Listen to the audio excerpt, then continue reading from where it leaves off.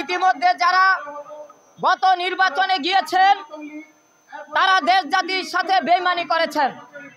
আপনারা জানেন এদেশে ভোটের অধিকার ছিল না। গণতান্ত্রিক ভোটের নামে তারা একতরফা নির্বাচনের মধ্য দিয়ে এই শেখ হাসিনা স্বৈরাচার সরকার ক্ষমতায় এসেছিল।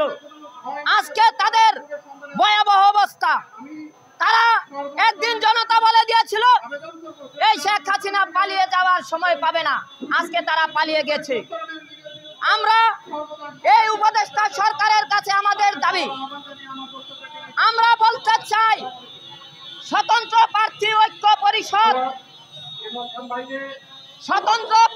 ঐক্য পরিষদের চেয়ারম্যান আব্দুর রহিম ভাইয়ের নেতৃত্বে আমরা আগামী নির্বাচনে ভোটাধিকার প্রতিষ্ঠায় সকল নাগরিক যাতে ভোটে অংশগ্রহণের সুযোগ পায় সে কারণে নির্বাচনী আইন কানুন থেকে 1% গণস্বাক্ষর প্রথা বাতিল দাবি করছি। যতদিন পর্যন্ত এই দাবি বাস্তবায়ন না হবে ততদিন পর্যন্ত আমরা নির্বাচনে অংশগ্রহণ করব না। আমরা বলতে চাই নির্বাচনে 1% গণস্বাক্ষর প্রথা নেওয়া এটা অযৌক্তিক এবং গণবিরোধী, গণতন্ত্র বিরোধী।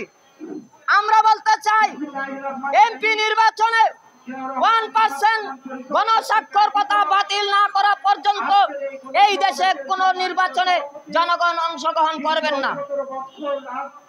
90-এর নির্বাচনে আপনারা জানেন 90-এর নির্বাচনে কোনো 1% গণস্বাক্ষর প্রথা ছিল না, কিন্তু তার পরবর্তীতে এই গণস্বাক্ষর প্রথা জড়িত করে অনেক নেতা নেতৃবৃন্দকে নির্বাচনের বাইরে রেখে একটি স্বৈরাচার সরকার প্রতিষ্ঠিত করেছিল এই স্বৈরাচারী শেখ হাসিনা।